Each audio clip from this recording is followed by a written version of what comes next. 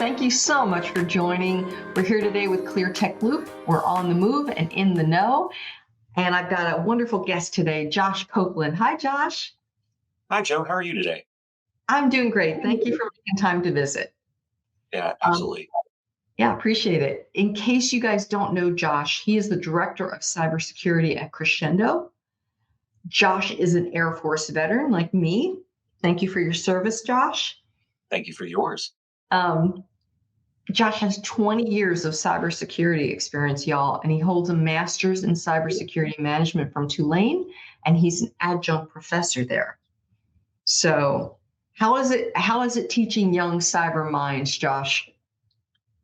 It definitely keeps me engaged and keeps me looking at things from a very different set of lenses. It's always interesting to see how folks who truly grew up in full internet, high-speed broadband native folks view problems compared to, the folks like me who have, a lot of gray in their beard and, were around when it was dial-up, and how we look at problems differently and how those different perspectives lead to different outcomes. It's so funny that you said dial-up, because can you ever get that sound out of your mind? No, not at all. You can't unhear it, right? It lives rent free in my head for the rest of my life. How about it? And then how many nights did you come home from work and there was an AOL dial-up CD on your doorstep? I'm old enough to remember getting the floppy disk in the mail. Okay, that's great. Yeah, they were working hard. There was a period of time over that 1 year or so that maybe like 3 nights a week I'd come home and find one. It was great. So, but we're revisiting a different time because people are like, what? AOL dial-up? What's that? So just get right into the questions here for you, because I'd love to hear your take on these things. First one, how can cybersecurity professionals leverage generative AI to break out of that sort of traditional tools and tech mindset and drive more innovative thinking and execution in their security programs? I kind of look at this where there's 4 real ways that you can really leverage AI from a cybersecurity perspective to really accelerate your cybersecurity program. One is accelerating hypothesis testing, using AI to create and model attack scenarios, create synthetic malware variants, simulate adversarial TTPs, and really allow you to get that attacker mindset that you're not going to really know what's happening next because it's not your experience. It is tied from all the experience everywhere in the entire world. A second kind of silo from that is using knowledge synthesis and siloed expertise. Unfortunately, in cybersecurity, we still have a lot of silos. There's still a lot of, I have an engineer who does this thing. I have an engineer who does this thing. They don't really talk to each other. And using AI just to take documents, logs, threat intelligence reports, and build that together and produce kind of a holistic view from a enterprise level is a great way to get some kind of contextualized information. Then you take that, move it into contextualized decision-making support. You pair Gen AI with your risk data, your security leadership teams can receive kind of a narrative justification for their security decisions. Why did I do this? What's the real root cause? What's the justification? You're shifting from what does the tool say to why is this the best course of action and what data supports that? And then kind of the final one is just having a creativity catalyst, being able to generate playbooks, tabletop exercises, draft policies, get kind of those best practices that you spend hours and hours scouring the internet for. I need to do a tabletop exercise for something, and I want a scenario I haven't used before. Right. It's really great to go onto a Gemini or a ChatGPT and kind of give me a scenario for a tabletop exercise that will last about this long with these pieces of my tool stack, and really kind of treat Gen AI as a co-strategist rather than just another tool in your stack. Yeah, and I love the last one the best, because then it feels like you're getting the full benefit of AI. So next question, I think, is totally pertinent for you, given that you work for an AI forward company. I'm real eager to hear your commentary on this. How can organizations embed security and privacy controls into AI model development without slowing down innovation? So a lot of that, and you're going to hear some things that are seem like no brainers, but they're truly critical pieces of, shift left security and privacy. You know, build it with that in mind. Embed it into your threat modeling, your data classification, your privacy impact assessments, and use not only the AI to help you get that in early, but also as validation as you go through. It's easy to fix things early than it is to try to bolt security on after the fact. Build your guardrails, know what your requirements are, and have the appropriate things around it. A lot of organizations now have folks that are what I'll say is going rogue and using, Gemini or ChatGPT or Claude, and they're not using a sanitized version of that.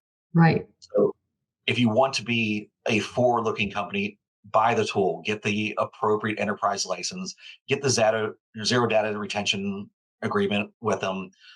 This way you can actually do some DLP related to it. If you're a Google Stack company and you have Gemini purchased, have your folks use that. You can do things like DLP, data leak or data loss prevention, identify when they're putting things that they shouldn't be putting in there, build appropriate education around that. One of the great things that you can do with AI is get synthetic data and use differential data for privacy. Let your engineers use data sets that are nearly identical to what the real data set is, but it's synthetic data that's been created by your AI. So you get the look, the feel, and all of the advantages of real data, but none of the worry that I'm now putting legitimate data in a pre-production system. And then really looking at just your model provenance and auditability. Know what models you're using, why you're using them, and track, who's using what model for what approach. And that allows you to kind of rapidly expand what you're doing, because I can look and say, I'm using this model for this capability, and now I have somebody else in another silo in my organization that's doing something similar. So I can say, based off of this, I can do this. So it's kind of that shift of mindset where, cybersecurity isn't the gate at the end. It's kind of an invisible exoskeleton supporting the rapid experimentation around all the things that you do. I like that answer. That's a great answer. So, kind of a curveball question. On a scale of 1 to 10, 1 being not a problem at all, 10 being it's like, top of my list problem, shadow AI. So shadow AI to me would probably be a solid 8 for most organizations. Okay. Because I can't control what I don't know I have. Mm-hmm. And the fact of the matter is, everybody's using AI one way or another. If you would informally poll your users in your company, they're all going to say that they've used ChatGPT, that they're going to use Gemini, that they use Claude or Dolly or Midjourney, insert whichever one you want to use here, to do something. And then ask them if you've done anything related to work. And they're going to go, well, yeah, I used it to help clean up a little bit of my email or something like that. So now you have risks that are associated with that. Mm-hmm. And it's far better to get in front of it, give them the tools that you want them to have, give them training on how to use AI appropriately, give them guardrails to say, here are the type of things that you're absolutely allowed to use AI for. You want to, work on your grammar, you want to have it generate ideas for you, you want it to go ahead and do quality assurance capabilities. Yes. Oh, you want to do personnel reviews, or you want to use it in hiring? No, that's absolutely not going to happen. You want to put PHI or PII or credit card information in? No, that's a red flag offense. We're going to fire you on the spot if we catch you doing that. But giving them those guardrails up front and having the tooling around it, that they're not going around you to use the things. Like anything else in security, the more friction you put into using something, the likelihood of someone going around that is going to happen. I'll show my age and go back when Microsoft Exchange first put in the ability to do file blocking, Yep. and you would block zip files. It Sure. took all about 24 hours before someone figured that they could go, I can change it to a .txt file and just tell the person on the other end to change it back to a zip. And now I've lost that security capability. Right. People are smart. And then on the other hand, we're also extremely lazy. So we want to do things the quickest, fastest way possible. So finding that happy medium between the level of security that we need, but also having the least amount of friction for the user is really that kind of sweet spot you want to get to when it comes to building approaches around AI. That's a really solid, fair answer. And it just makes me think I need to have you back because I want to, dig into AI security frameworks versus traditional cybersecurity frameworks because there's differences, right? And I think that's a whole nother conversation. So I hope you'll agree to come back and talk about that because I think it's super relevant to what folks are experiencing right now. Yeah, absolutely. Anytime you want me, I'm at your disposal. Well, lovely, because I think there's a lot to dig into and that folks would benefit from your thinking. Let me ask you the last question. And I feel like this is a balanced question. So you tell me, how should the CISO be thinking about AI adoption in terms of its use to secure emerging threats, but also from an organizational governance perspective? So that's a great and fair question. So I'll kind of break it down in a couple different ways. One, look at it from a strategic dual lenses. You have to position Mhm. AI both as an asset to protect and something that you can wield within your organization. So you have to look at it. What risks do you have? What type of integrity that you need to have for it? Is there a chance for data poisoning? Is there a chance for injection prompt? And you need to kind of integrate that into your enterprise risk register on both sides of the house. And you kind of look at that and look at and go, I can absolutely use AI driven security operations, you know, do anomaly detections, automated triage, incident summarization, to free your humans, those big smart wet brains that we have to do the really high order stuff that we really want them focused on. You know, having your SIM fire off, 100 false alerts is great because you want it to fire off enough alerts that you catch the real thing, but there's always going to be those false alerts. Using AI to help reduce that noise, great capability.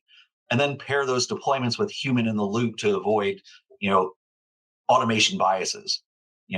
Ultimately the big thing here is you always want to put the human in the loop somewhere because I like to tell folks, AI will not testify for you in court, nor will AI serve your jail sentence. So Ooh. you got to put a human somewhere in there because ultimately, if you try to give it all the control, you're still ultimately responsible for that, which kind of leads in that governance and accountability. Establish cross-functional AI councils, include legal, ethics, security, and most importantly, your business unit leadership, because they're the ones that are going to want to do all these cool things. CISO cybersecurity has a unfortunate reputation as being the department of no. We're going to say, no, you can't do that. It's not secure. And we have to change that thinking because if we are the department of no, they're just going to go do the things without us. And then we're going to find out after the bad thing happens. So go with them. Define what your explainability threshold is. What do you want to do? Why do you want to do it? And what advantages does that provide to us as a business? And how can I help you secure that in a way that not only do you get benefit from your line of business, but we have some reasonable assurances that it's not going to do anything crazy. And then kind of do that total resilience thing. If you assume the compromise of an AI system and build contingency plans, what are our fallback models? Do we have kill switches? Do we have retraining protocols? Do you have an AI incident response book? Have you figured out what do you do if you integrate AI into your key business processes? What happens if you have to turn the switch off? So AI adoption is not about plugging a model in. It's about governing an emerging capability that touches potentially every part of your enterprise and your enterprise's risk surface. Man, y'all heard it here first. What a light bulb thing to say. AI incident response book. Like if y'all aren't thinking about that yet, you should be. That's a great piece of advice, Josh. Thank you for that. And thank you for taking time to visit with us today. And let's do have you come back and let's just talk frameworks because it's so important. So thanks for the time. Yeah, thank you so much, Jill.